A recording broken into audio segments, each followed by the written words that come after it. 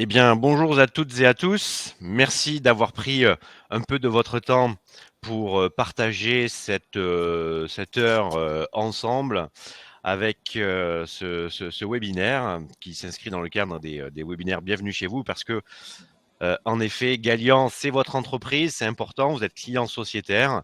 C'est peut-être un détail pour vous, mais pour nous, ça veut dire beaucoup. Ça veut dire que, en effet, on vous doit de vous accompagner dans vos activités à travers bien toute notre expertise et notre expérience. Et bien, tout ça, on vous le doit, tout simplement. C'est un petit peu comme si nous étions face à une partie de notre sociétariat, ce qui est la vraie, la vérité. Et le thème du jour est un thème qui vous tient à cœur, qui nous tient à cœur. Et c'est d'ailleurs pour ça qu'on a mis en place une cellule spécifique qu'on a appelée la cellule Agir, que d'ailleurs, on vous transmettra les coordonnées si ce n'est déjà fait, et que vous pourrez contacter. Parce que, en effet, un certain nombre d'éléments qu'on va vous présenter dans notre déroulé pourront certainement amener des questions, et les questions étant quand même très personnalisées sur ce type de sujet, eh bien, je pense que le mieux serait quand même que vous adressiez directement à la cellule Agir qui a été créée pour vous, pour pouvoir justement répondre à cette problématique ô combien épineuse qui est la question du moment, comment gérer son agence en temps de crise. Donc, ça sera le sujet de ce matin. Et j'espère qu'on apportera en tout cas des éclairages particuliers sur différents éléments auxquels vous avez peut-être pensé ou pas pensé. Et pour ça, nous avons notre expert S comptabilité, Francis. Ben oui, bonjour à tous et bienvenue. Et effectivement, Patrice, Fabrice, pardon, je te laisse continuer sur ces slides-là avant de démarrer véritablement Oui, oui, oui, tout à le fait. Alors, webinaire. petite réclame Galian concernant les chiffres. Hein, on est toujours leader et garantie financière. Ça donne aussi une certaine légitimité, on va dire, à pouvoir analyser tous ces chiffres-là qui concernent 11 450 sociétaires. On vous accompagne sur différents sujets, sur évidemment les questions d'assurance. Si on a un petit peu de temps, on en reparlera. Hein. La diversification des activités, c'est un vrai sujet qu'on va développer aussi tout au long de l'année dans différentes interventions. Hein.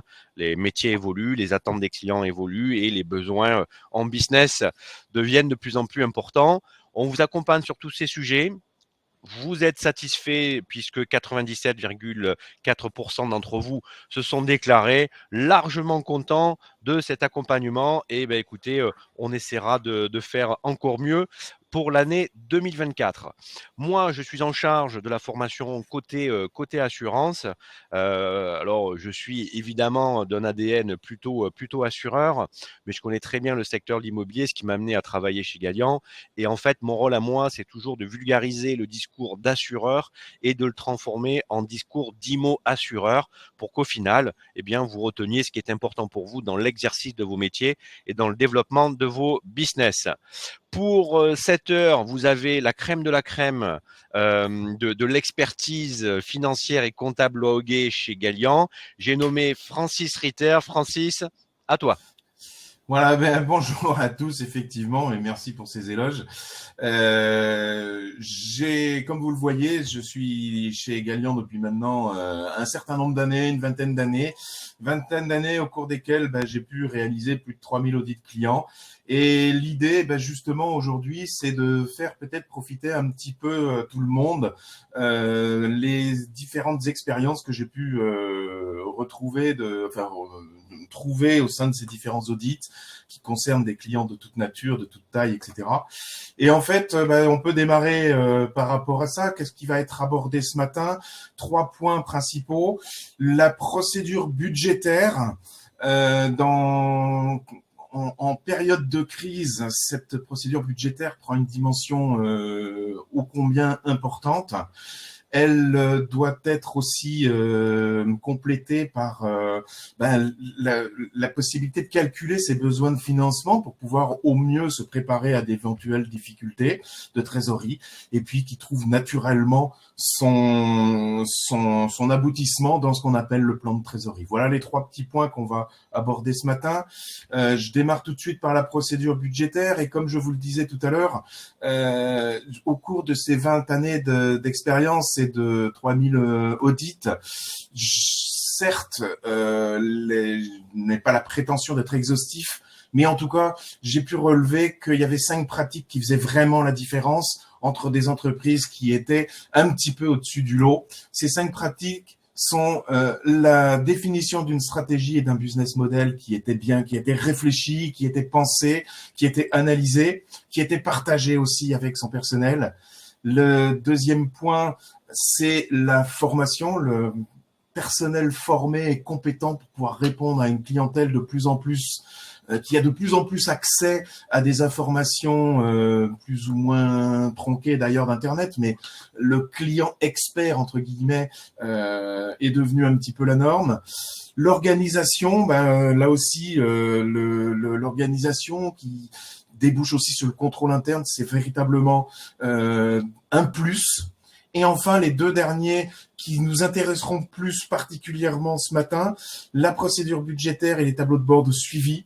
La mise en place de ces tableaux de bord sont un plus dans la réactivité des entreprises et bien sûr ce qu'on a pu mettre au point pour avoir un minimum de solidité financière. Voilà, c'est un petit peu les 5 pratiques qui sont le plus petit commun dénominateur, je dirais, des agences qui font la différence. Et ce matin, on parlera plus principalement, encore une fois, de la procédure budgétaire et de la solidité financière. Budget et tableau de bord de suivi. D'abord, le principe général, c'est d'arriver à déterminer des objectifs commerciaux. Ces objectifs commerciaux vont déterminer des contributions individuelles de chaque commercial au sens large, hein, bien sûr. On parlera principalement de l'activité de transaction ce matin parce que c'est celle qui est la plus sensible à la crise actuelle. Mais on a aussi des objectifs commerciaux à aller récupérer du mandat de gérance ou de syndic. Toujours est-il que donc cette somme de contributions individuelles vont permettre de déterminer un budget général de l'agence. Ça, c'est la procédure, l'établissement du budget, procédure budgétaire proprement dite. Derrière, bien évidemment, ce qui est intéressant, c'est de pouvoir assurer un suivi de ce budget. Et donc là, on verra mise à jour du réalisé et surtout analyse des écarts, calcul des écarts, analyse des écarts et suivi des écarts. On démarre tout de suite par les objectifs commerciaux. Les objectifs commerciaux, eh bien en fait, la détermination de critères de performance pour ces commerciaux, c'est quelque chose d'absolument fondamental et c'est surtout quelque chose qui doit être partagé avec les commerciaux. Un budget, c'est un contrat qu'on va passer avec ces commerciaux pour la réalisation, ce qui implique à la fois des demandes en matière d'objectifs, mais aussi des moyens qu'on va mettre en place pour que les commerciaux puissent réaliser ces objectifs.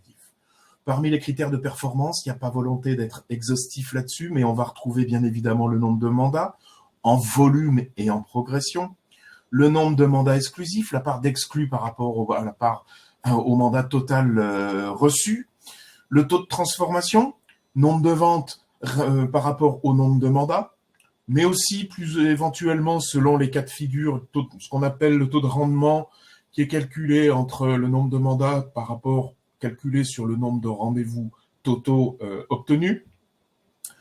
Plus rare, mais qu'on rencontre encore, le taux de prospection téléphonique, nombre de rendez-vous sur le nombre d'appels. Et puis, bien sûr, le critère roi, c'est l'aboutissement de tout ce qui précède, c'est le chiffre d'affaires qui, là aussi, doit être analysé tant en volume qu'en progression d'une période sur l'autre.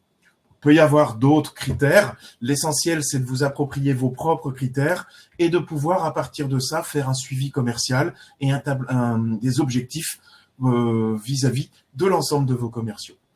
Pour ça, je vous propose de faire un petit tableau qui s'apparente à ça. On va d'abord recenser la totalité des critères qu'on a déterminés éventuellement avec les individus concernés.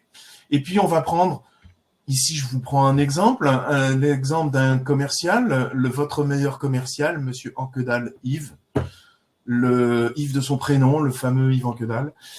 Donc, le réalisé N-1, vous avez un certain nombre. On va partir sur le réalisé N-1 qui va servir de base pour déterminer les objectifs de l'année à venir. Bien évidemment, ces objectifs doivent être ambitieux, mais atteignables, sinon ils sont particulièrement démotivants. Donc là, j'ai pris quelques exemples de ce que pourrait être un tableau de bord concernant un commercial en particulier.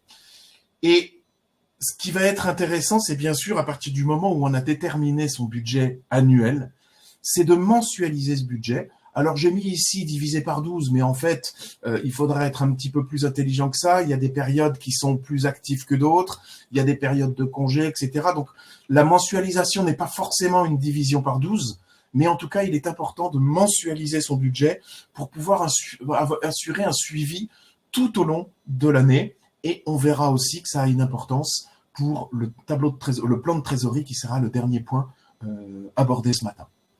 Alors le budget mensuel, eh bien c'est ce qui va vous intéresser une fois que le premier mois est réalisé, le deuxième mois, le troisième mois. En fait, imaginons qu'on se situe à fin avril. Eh bien à fin avril, le réalisé va être comparé au budget du mois concerné, ce qui va permettre de déterminer des écarts. Et ces écarts, bien sûr, devront être analysés pour déterminer d'éventuelles actions correctrices. Ici, je vois que, par exemple, j'avais prévu de faire une vente en avril, et puis malheureusement, je n'en ai pas eu. Donc, j'ai effectivement un écart négatif à ce sujet-là, qui va se caractériser par un manque à gagner en matière de chiffre d'affaires. L'analyse sur le mois est intéressante, mais elle ne peut être suffisante parce que, évidemment, le découpage par mois, il est logique au sein d'une année, mais il est un petit peu fictif puisque l'activité ne cesse pas au 31 du mois. Donc, on va continuer son analyse par une analyse du cumul réalisé. Donc ici, on est toujours à fin avril, donc cumul du réalisé à fin avril, cumul du budget comparé avec le cumul du réalisé, toujours pareil, on tire des écarts et on les analyse. On voit que si sur le mois, on avait un écart négatif, en fait, sur la totalité des 4 premiers mois, on est en fait avec un petit gain en nombre de ventes, par exemple, et donc même si les ventes ont peut-être été un petit peu moins importantes en honoraires sur vente, bien, on va quand même dégager un écart négatif qu'il va falloir essayer d'absorber sur le restant de l'année. Ce restant de l'année, bien justement, il va pouvoir être estimé à partir du cumul réalisé. On va rajouter le budget restant sur les mois mai à décembre pour obtenir une projection. Cette projection va s'affiner au fur et à mesure de l'avancement du temps dans l'exercice considéré. Et puis, cette projection va nous permettre, là aussi, d'affiner les actions éventuellement correctrices en fonction de ce qu'on va constater comme écart ou positif ou négatif. Enfin, la projection va être comparée par rapport par rapport au budget initial et là encore, pouvoir analyser et affiner tous les écarts qu'on peut constater. L'idée étant de pouvoir être le plus réactif possible et ne pas attendre la fin de l'exercice pour pouvoir voir si on a ou non réalisé son budget et à partir du moment où il n'y a plus aucune possibilité d'action correctrice à mener. Donc ici, par exemple, on s'aperçoit que sur la projection, eh bien, on a un petit peu moins de mandats exclusifs, on a un petit peu moins d'honoraires moyens par vente, ce qui fait que, eh bien, il nous reste quand même 8 mois pour réagir, pour essayer de corriger ça. Budget et tableau de bord de suivi, toujours pareil, on a vu les objectifs commerciaux. L'idée étant d'arriver, bien sûr, aux contributions individuelles. On était resté dans la partie purement animation force de vente. Il va falloir aller plus loin en établissant un budget de l'entreprise. Pour ça, on va calculer des contributions individuelles de chacun de ces commerciaux. On a vu au travers des tableaux précédents l'estimation du chiffre d'affaires par commercial. Ces commerciaux, ils ont des commissions pour lesquels l'agence va reverser un certain pourcentage. Ici, j'ai pris un taux de 45% à titre d'exemple. Donc, étant donné que le chiffre d'affaires est estimé, mécaniquement et mathématiquement, les commissions rétrocédées vont être calculées, ce qui va faire des honoraires nets pour l'entreprise estimée. À ces honoraires nets, malheureusement, il y aura des charges fixes. Les commissions, par définition, sont considérées comme des charges variables, puisque c'est un pourcentage du chiffre d'affaires. en dessous de ces honoraires nets, eh bien, il y aura des charges fixes à couvrir, des salaires, une part fixe éventuellement si vous avez des VRP salariés, ou en tout cas pour les collaborateurs négociateurs salariés. Puis, bien sûr, des charges spécifiques aux commerciaux, la publicité, éventuellement des fournitures, un téléphone, des frais de déplacement, etc., etc. Donc, un total de charges importantes. À partir de ça, la détermination d'un seuil de rentabilité qui va être, ou d'une contribution plutôt exactement, qui va être tout simplement la différence mathématique entre les honoraires nets prévus et les charges prévues également. Dans le cas présent, 48 moins 34, 14 000 euros, concernant le budget de mon commercial considéré. À ces tableaux-là, je ne vais pas tous vous les redéfiler, mais vous aurez la même logique que vue précédemment, à savoir l'analyse des réalisés au fur et à mesure de l'avancement de l'année, le calcul des écarts et l'analyse des écarts. Le principe reste le même pour chacun des tableaux considérés. Une fois qu'on a déterminé des contributions individuelles, on a quand même bien avancé. Il nous reste à voir le budget général de l'agence. Eh bien, en fait, les contributions individuelles, contribution à quoi? Contribution aux frais généraux de l'entreprise qui n'ont pas été préalablement particulièrement affectés à l'activité commerciale. Ça va être, vous en avez une liste ici, donc tous les autres frais généraux que peut avoir une entreprise. Et du coup, qu'est-ce qui va se passer? La somme des contributions individuelles, moins les frais généraux restants à couvrir, on va avoir une idée du résultat de l'agence avant impôt société.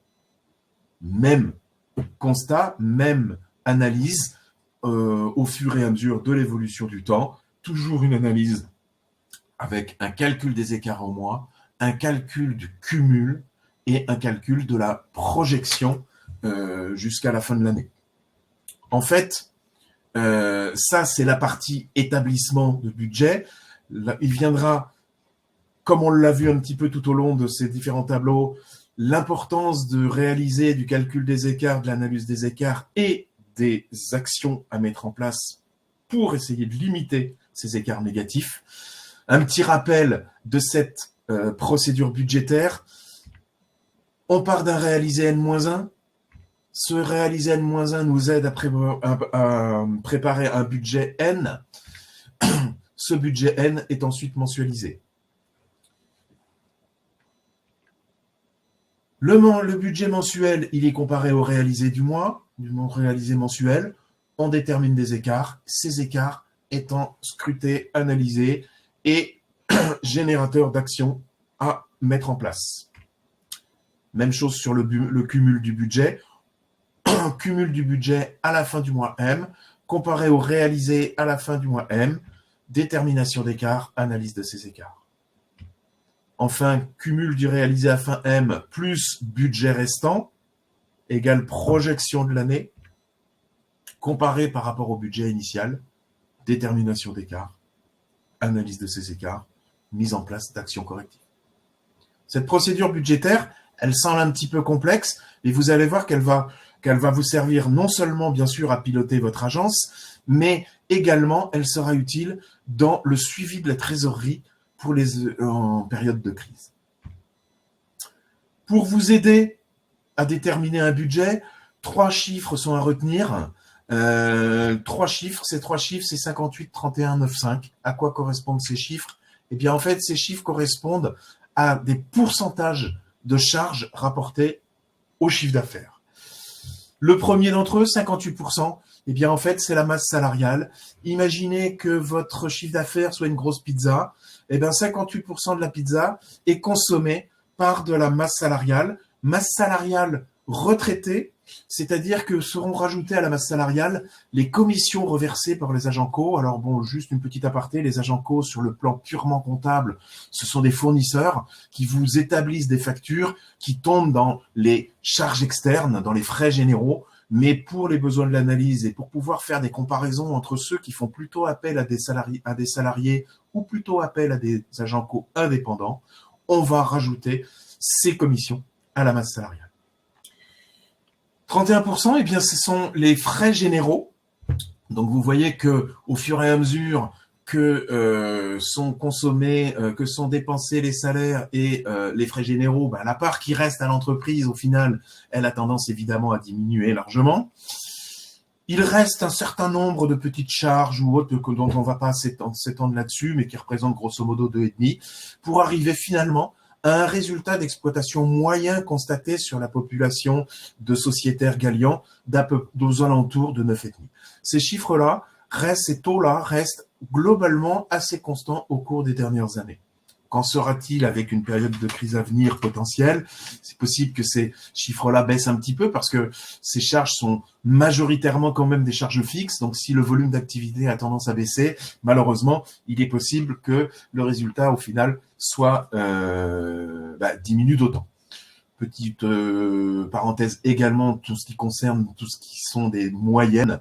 La moyenne, on le sait, c'est la réalité de personne.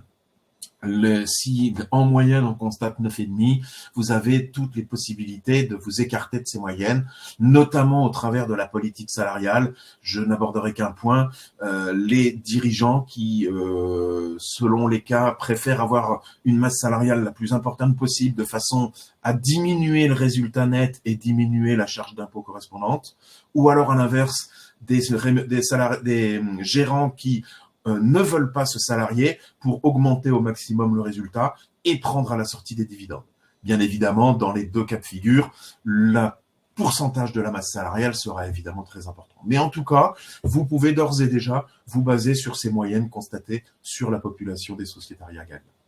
En ce qui concerne les charges externes, et je m'intéresserai à certains postes, mais uniquement pour les transactionnaires, il y a une certaine différence entre les transactionnaires et les ADB, mais les ADB sont moins sujets globalement à la crise, donc on va plutôt s'intéresser aux transactionnaires, activité purement commerciale s'il en est.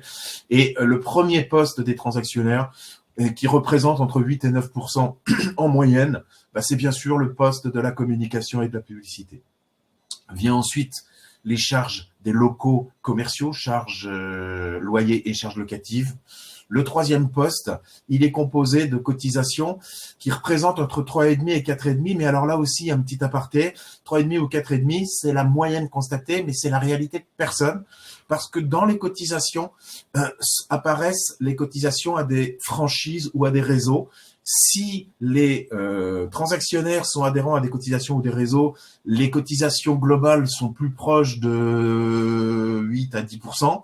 Si les cotisations ne concernent que les cotisations fédérales, les cotisations Galian ou autres, s'il n'y a pas les cotisations à une franchise, en fait, on est plus près des 1 à 2% en moyenne.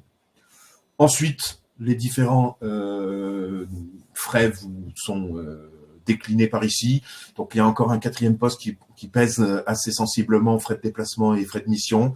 Et puis après, vous voyez que ça reste entre 1 et 2% en moyenne. Les honoraires du comptable, du juridique, les fournitures consommables, frais postaux, location mobilière et crédit beau, entretien, assurance, services bancaires, prestations intra-groupe, sous-traitance. Voilà. Ça reste des bases sur lesquelles vous pouvez éventuellement vous appuyer pour déterminer vos budgets. Procédure budgétaire est en fait, il y a un autre point qui est important, notamment en période difficile et en période de crise, c'est d'arriver à déterminer de quoi j'ai besoin au minimum, quel est mon besoin de financement minimum pour essayer d'échapper le plus possible à la crise à venir. Il y a plusieurs façons de calculer les besoins de financement et on verra d'ailleurs que l'aboutissement final, c'est dans le plan de trésorerie qui est la troisième partie annoncée. Mais d'abord, d'où vient la trésorerie? Je saute le premier point sur lequel on reviendra. Vous avez vu qu'il y a plusieurs petits cochons qui sont censés, chacun représente une origine de trésorerie. Je reviendrai sur le dernier tout de suite après. Les emprunts sont bien sûr une première source de trésorerie, qui peut être aussi assimilé à des découverts, c'est-à-dire une origine bancaire de financement, emprunt plus ou moins long terme, découvert plutôt court terme. On a également et on verra leur déclinaison dans l'établissement du budget de trésorerie, mais c'est tout ce qui peut être négociation, délai et remise sur vis-à-vis des fournisseurs, vis-à-vis des organismes sociaux, vis-à-vis du fisc, etc. Un autre point, ce sont bien sûr les modalités de prélèvement des honoraires. Alors là, attention, toute modification de prélèvement dans la nature des prélèvements d'honoraires doit bien évidemment préalablement passer par une modification de mandat. Ces modalités, je le rappelle, sont prévues dans les différents mandats, mais il y a bien sûr une différence qui a des conséquences en matière de trésorerie souvent importantes entre, par exemple, des honoraires qui seraient prélevés au trimestre ou au mois, et en ce qui concerne la périodicité de prélèvement, ou à terme échu, ou d'avance. C'est des modalités qui peuvent être importantes, mais là, j'insiste bien sûr que ça passe, encore une fois, forcément par une modification des mandats, ou pour les mandats à venir. Et enfin, bien sûr, la capacité d'autofinancement, c'est-à-dire ce que l'entreprise génère comme résultat qui n'est pas distribué, qui est laissé à sa disposition pour pouvoir à la fois financer les périodes creuses et éventuellement procéder à des investissements et au développement global de l'agence. Le dernier point que j'ai laissé, mais que je mets maintenant, qui sont les apports des associés. Alors évidemment, ces sources-là ne sont pas des puits sans fond, hein, bien évidemment, mais si tous les autres moyens n'ont pu donner satisfaction pour le financement, eh bien il reste une dernière chose, c'est éventuellement des apports d'associés ou l'ouverture du capital, parce que quelquefois il vaut mieux peut-être ouvrir son capital et donc être peut-être un petit peu moins libre dans ses prises de décision, mais sauver sa boîte, que malheureusement, quelquefois, aller jusqu'à la liquidation par manque de moyens financiers. Une autre petite aparté concernant la différence entre un résultat et une trésorerie. On peut s'apercevoir des fois en audit que la distinction n'est pas toujours très très nette dans l'esprit des dirigeants. Le résultat net est un résultat net comptable. La capacité d'autofinancement va être calculée en rajoutant au résultat net les amortissements et provisions. Je ne m'étends pas sur des techniques comptables. Sachez juste que l'amortissement et les provisions sont ce qu'on appelle des charges non décaissables, c'est-à-dire qui ne donnent pas lieu à un décaissement de trésorerie. Donc, pour pouvoir avoir le potentiel de trésorerie, qui est représenté par la capacité d'autofinancement, le potentiel de trésorerie, on rajoute les charges non décaissées au résultat net. Et enfin, pour avoir la trésorerie d'exploitation pure et dure, eh bien, ils seront aussi tenus compte des délais d'encaissement. Alors, en ce qui concerne l'administration de biens, c'est pas très très important, puisqu'en fait, vous êtes maître de ces encaissements, puisque c'est vous qui gérez l'argent et que vous en conservez au passage avant de reverser les loyers, les dépôts de garantie, etc. Ce qui concerne les décaissements, eh bien, on a vu tout à l'heure qu'il y avait une possibilité de négocier avec les fournisseurs. Il faut savoir, ça m'a toujours étonné, ça a peut-être été mon premier choc quand j'ai fait de la comptabilité, c'est que on considère que les dettes sont des ressources pour une entreprise. Pourquoi c'est une ressource? Eh bien parce qu'une dette, c'est de l'argent qui n'est pas encore sorti, qui sera à sortir, mais dont on peut, tant que les dettes ne sont pas échues, dont on peut disposer pour autre chose. Bien évidemment, il faudra être en mesure de payer ces dettes à l'échéance, mais dans ce laps de temps, eh bien, c'est une ressource pour l'entreprise. Et enfin, vous avez des flux non liés aux résultats qui peuvent être des emprunts, aussi bien en sortie qu'en entrée. L'entrée, c'est bien sûr la souscription de l'emprunt. Les sorties, ce sont les remboursements et les annuités.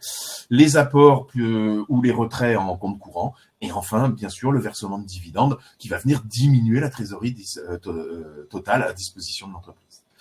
Un dernier point avant d'aller plus loin, et je m'arrête là-dessus, la capacité d'autofinancement est un élément majeur, sachez notamment en cas de volonté de souscription d'emprunt.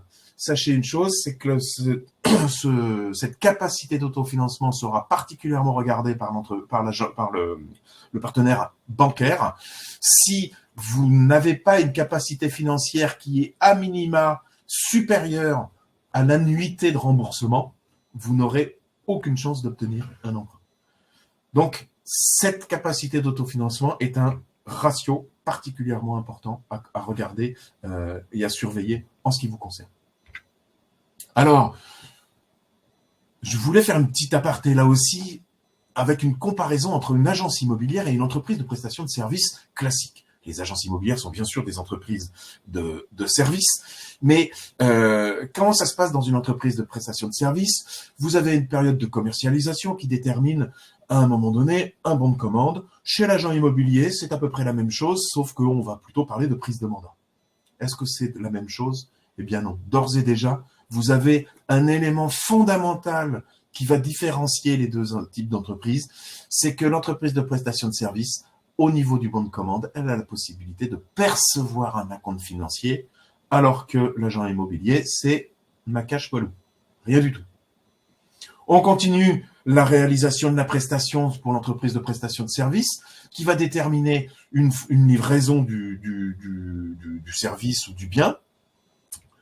Un petit peu la même chose en ce qui concerne la commercialisation, qui va déboucher, on l'espère, sur un compromis. Sauf que, pour l'entreprise de prestation de services, même avec un délai de règlement négocié, vous avez une date maximum d'encaissement qui va se situer quelque part par ici, sur l'échelle de temps. Alors qu'en ce qui concerne l'agent immobilier, il n'y a toujours aucune rentrée d'argent possible avant avant la signature de l'acte authentique chez le notaire. Et c'est donc ici la date minimum d'encaissement de vos honoraires. Donc, oublions l'entreprise de prestation de services, c'est pas celle qui nous intéresse, mais vous voyez bien que pour l'agence immobilière, il y a une période à financer qui, entre la prise de mandat et la convocation pour l'acte authentique, est une période qui est quand même significative, qui peut être de 4 à 6 mois, voire éventuellement plus. En tout cas, une période significative. Donc, comment déterminer un besoin de financement?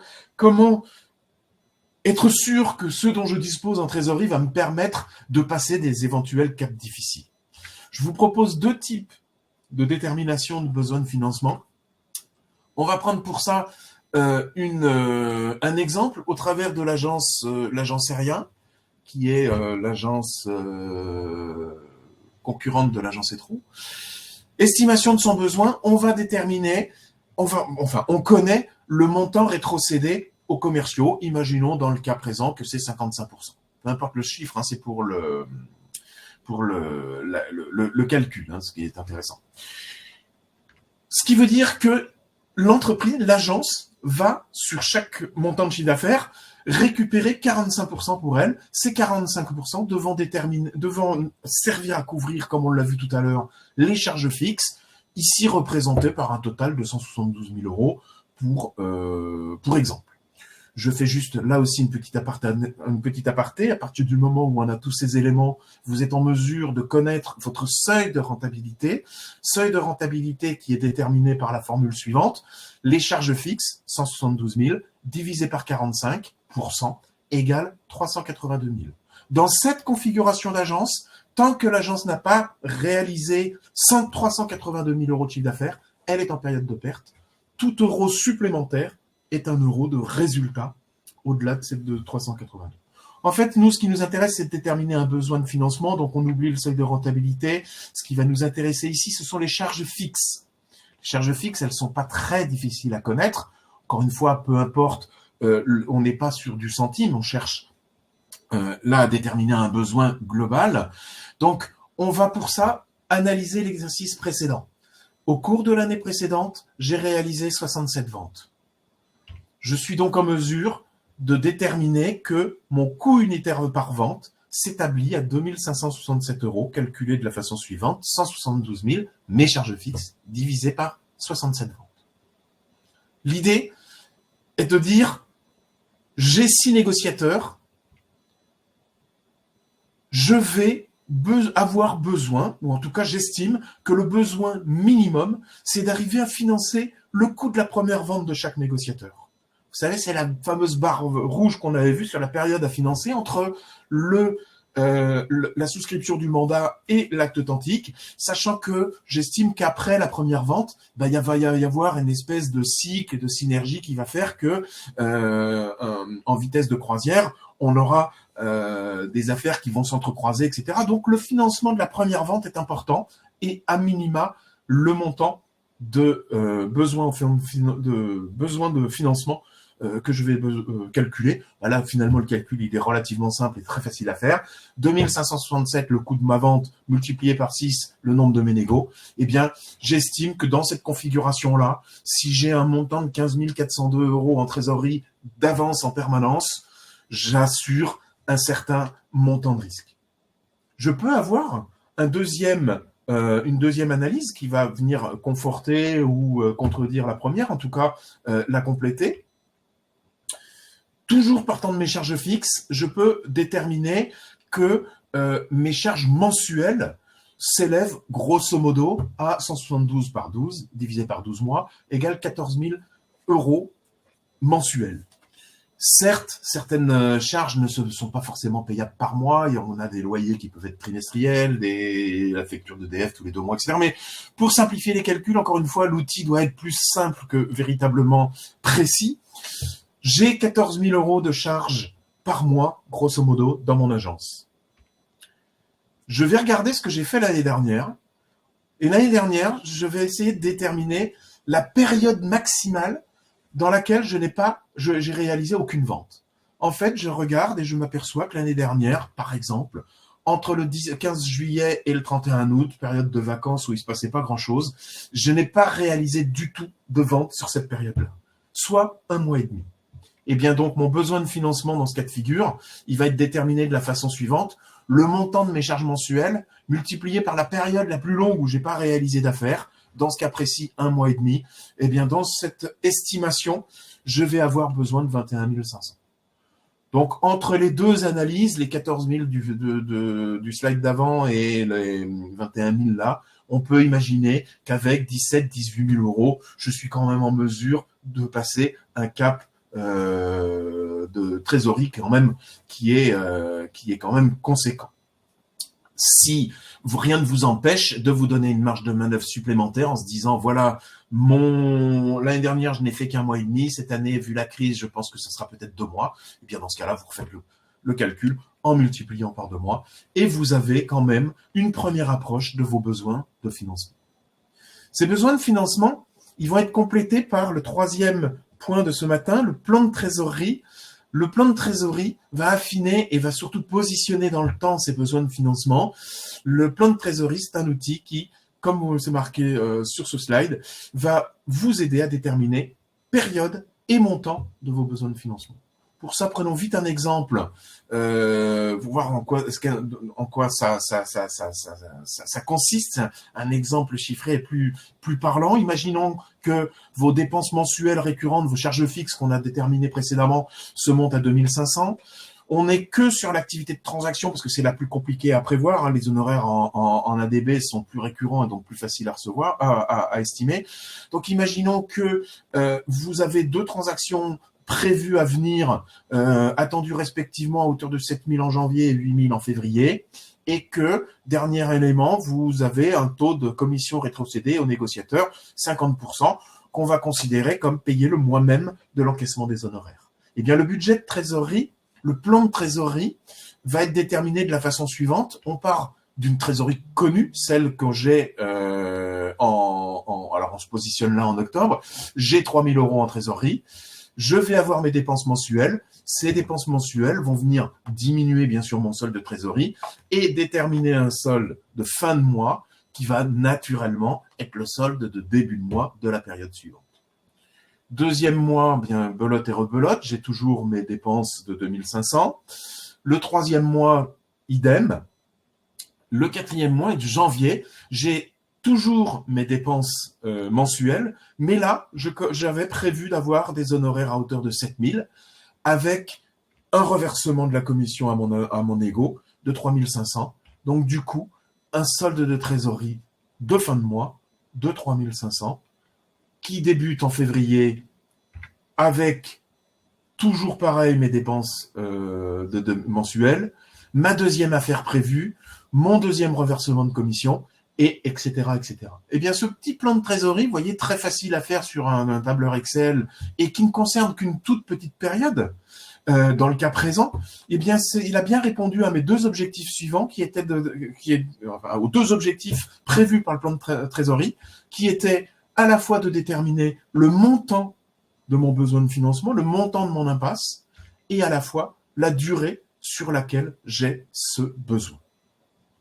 On va compliquer un petit peu les choses et essayer d'aller un petit peu plus loin en affinant le plan de trésorerie avec quelques notions supplémentaires. Donc, pour faire un plan de trésorerie, on va partir bien sûr d'une période. Donc là, imaginez que vous allez faire votre plan de trésorerie dès demain.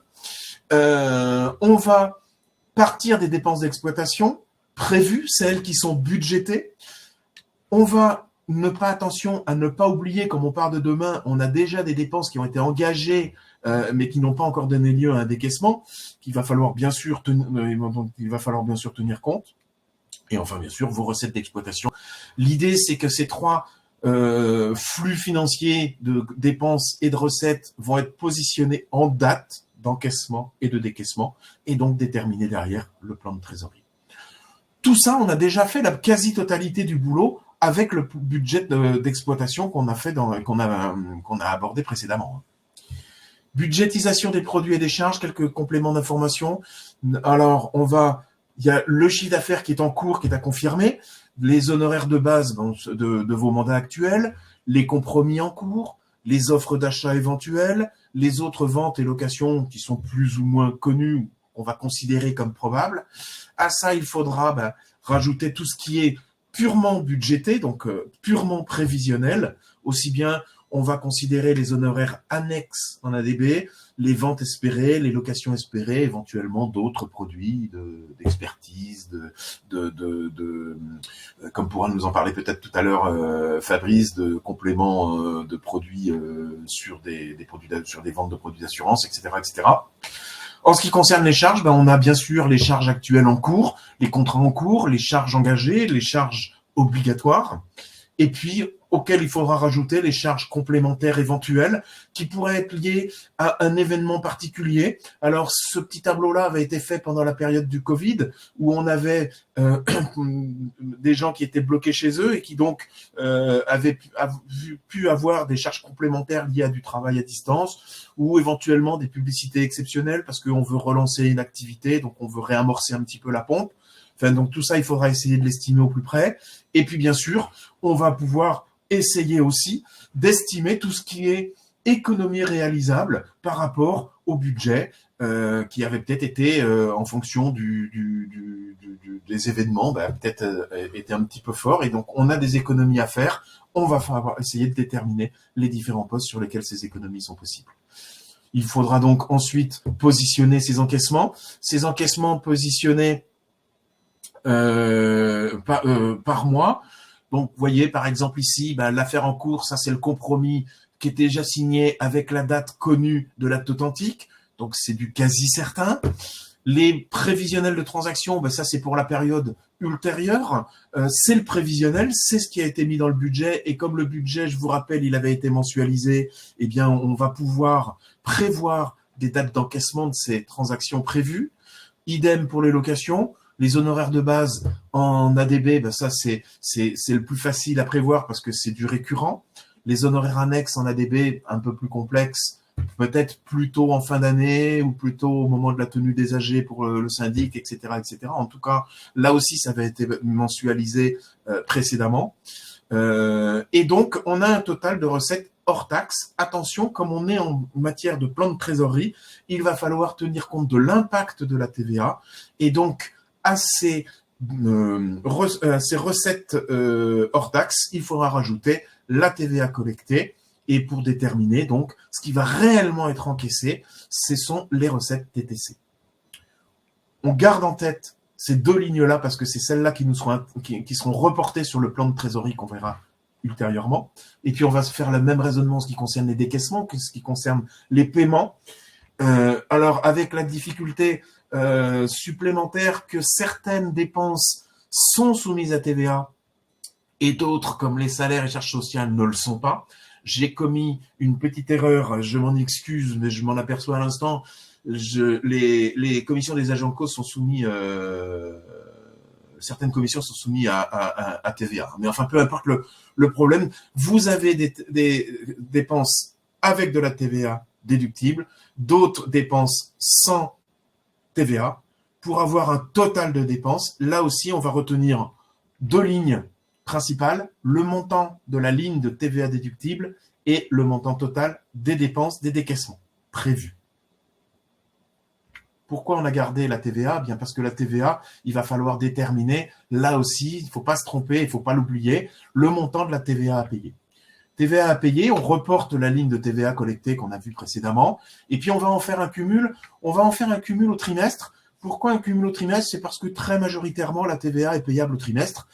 Alors, si c'était un paiement mensuel, il faudrait raisonner différemment, mais en tout cas, pour du paiement trimestriel, on va faire un cumul de chaque trimestre. Idem pour la TVA déductible, cumul au trimestre. Et en fait, le budget de TVA à payer, ça va être pour chaque trimestre le cumul de la TVA collectée moins le cumul de la TVA déductible, qui sera payé le premier mois du trimestre suivant. Idem pour dès septembre, 3009, ma TVA collectée moins ma TVA déductible, me donne un total de 2030, payable le premier mois du trimestre suivant, à savoir octobre. Attention, là aussi, une dernière petite aparté, j'entends souvent en audit que l'État nous assassine avec la TVA, que la TVA c'est trop cher à payer, etc. Certes, je ne veux pas polémiquer là-dessus. La seule chose que je voulais vous dire, c'est que la TVA ne peut jamais être un problème financier, ou ne devrait jamais être un problème financier pour l'entreprise. Pourquoi? Parce que n'est à reverser que la TVA encaissée préalablement.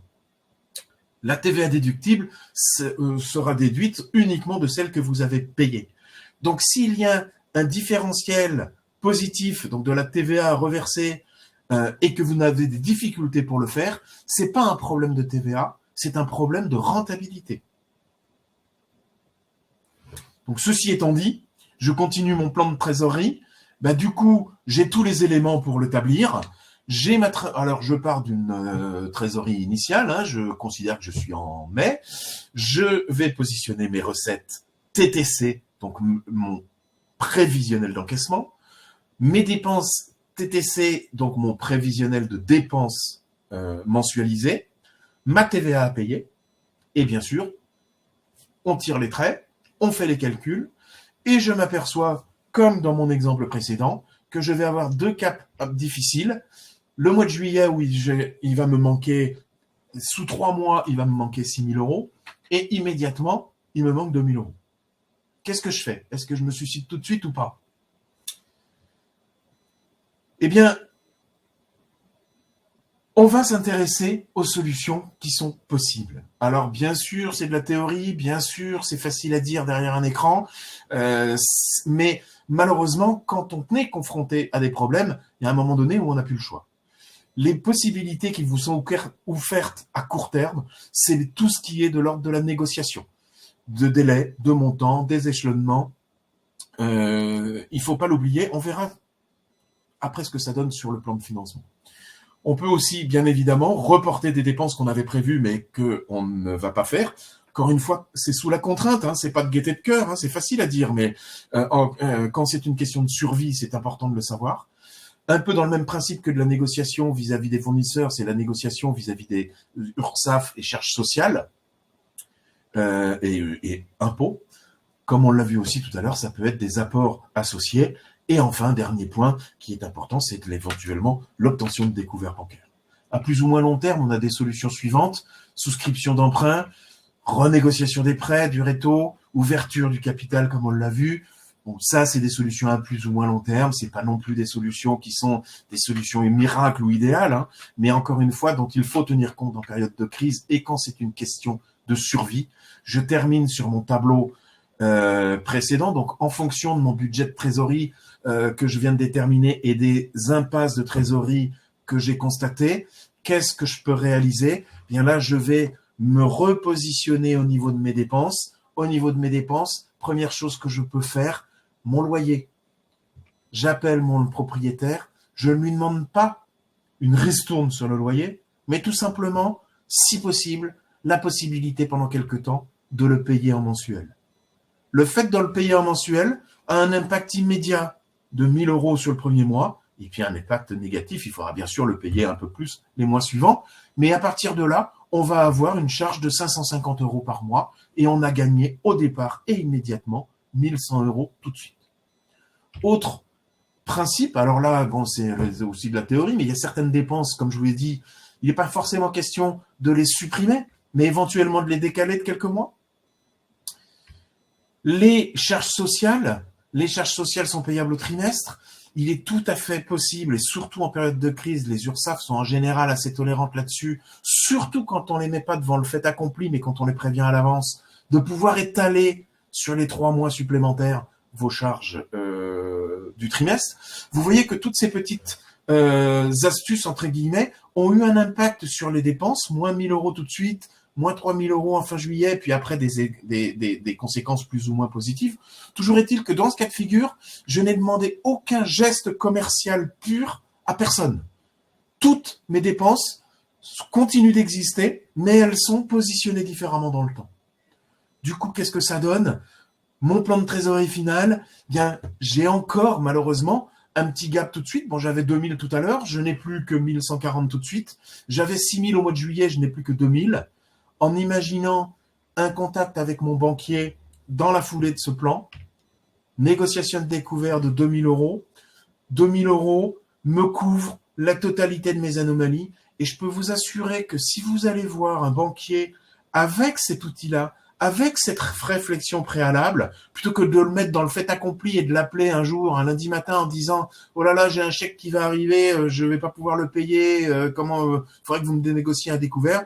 Si vous avez préalablement réfléchi à votre plan de trésorerie, que vous êtes en mesure de lui expliquer et de lui dire « Monsieur, j'ai besoin de 2 000 € tout de suite, mais dans 5 mois, je vous en rembourse déjà la moitié, et puis quelques mois après, je vous rembourse la totalité », eh bien, vous avez sensiblement plus de chances. Alors, ce petit plan de trésorerie était un exemple réel, hein, donc avec un de vos mis en place avec un de vos confrères. Eh bien, vous voyez qu'en fait, il avait réussi à résoudre un petit problème quand même de 6 000 € à un moment donné. Et la négociation du découvert se passe toujours mieux avec un outil de ce type-là. J'ai globalement terminé ce que je voulais aborder avec vous.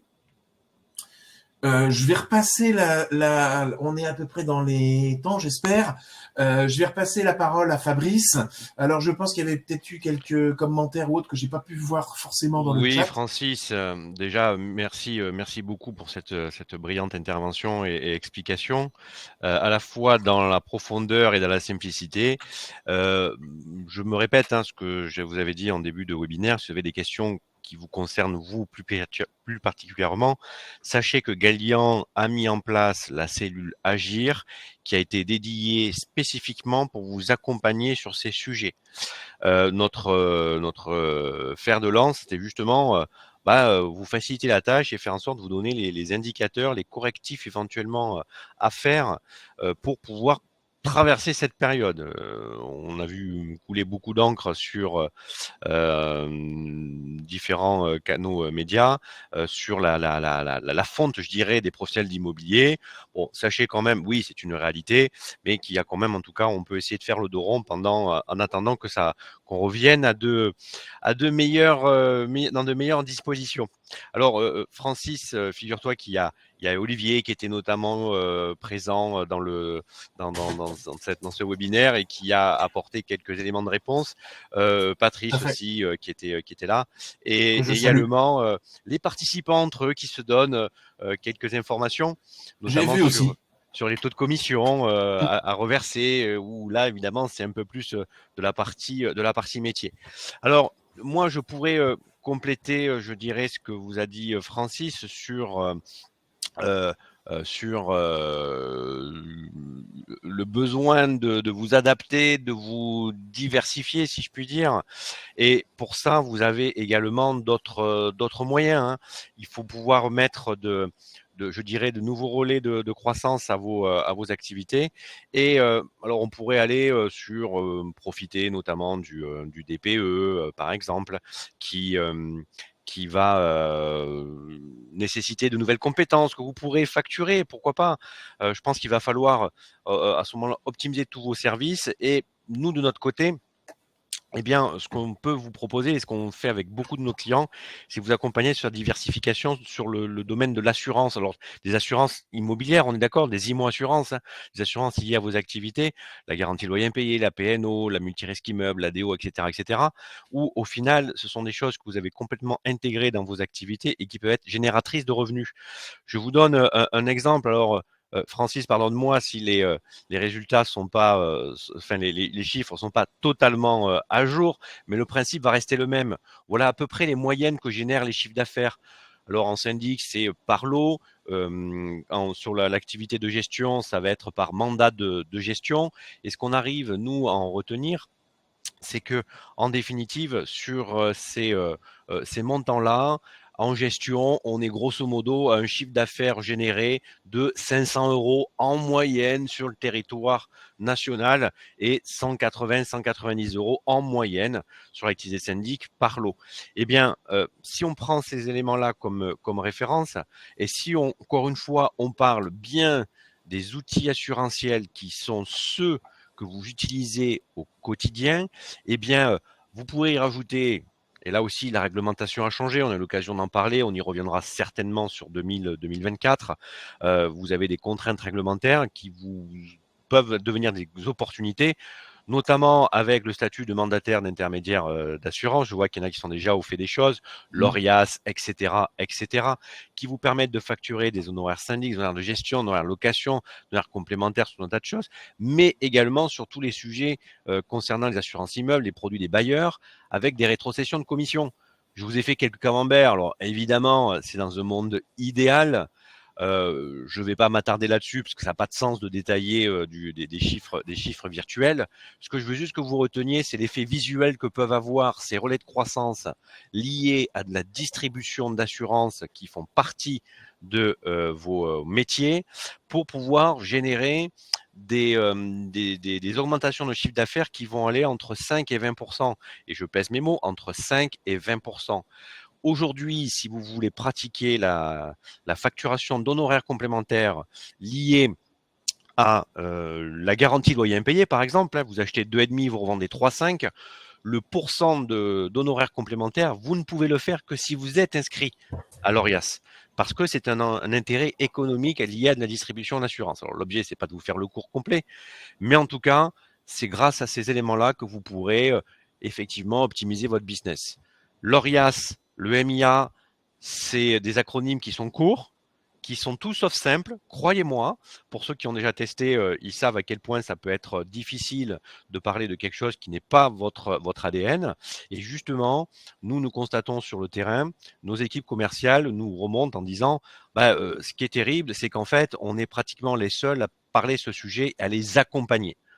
Je vais clôturer cette thématique sur ça, hein. Donc, si jamais vous avez vraiment envie de voir ce que concrètement ça peut donner et surtout l'accompagnement qui est nécessaire, je vous le garantis, hein, nous on passe aussi beaucoup de temps là-dessus, eh bien, rapprochez-vous des équipes commerciales, hein, qui se feront un plaisir de vous détailler tout ça. Voilà ce que j'avais à vous dire sur la diversification, hein, qui à mon avis sera probablement un des enjeux, en tout cas Francis, concernant l'année 2024 et qui pourra pérenniser, hein. Je parlais des activités assurances, je parlais tout à l'heure du DPE, peut-être avoir toutes les compétences fiscales, les compétences juridiques qui sont les vôtres, les compétences techniques. Moi, je connais des syndics, c'est des vrais professionnels du bâtiment. Eh bien, tout ça, il faut le valoriser et le transformer en espèce sonnante et trébuchante. N'est-ce pas, Francis? Le mot de la fin. Mais, tout à fait. Bah, écoutez, le mot de la fin, c'est j'espère que les mois à venir, qui sont selon les sources, sont annoncés plus ou moins bons, mais vous saurez les passer au mieux. On vous souhaite à tous le meilleur développement possible. Et puis, bah, Galian reste à votre disposition en cas de besoin. Merci. Bonne Merci fin à de tous. journée et puis bonne semaine. Au revoir. Merci à tous. Au revoir.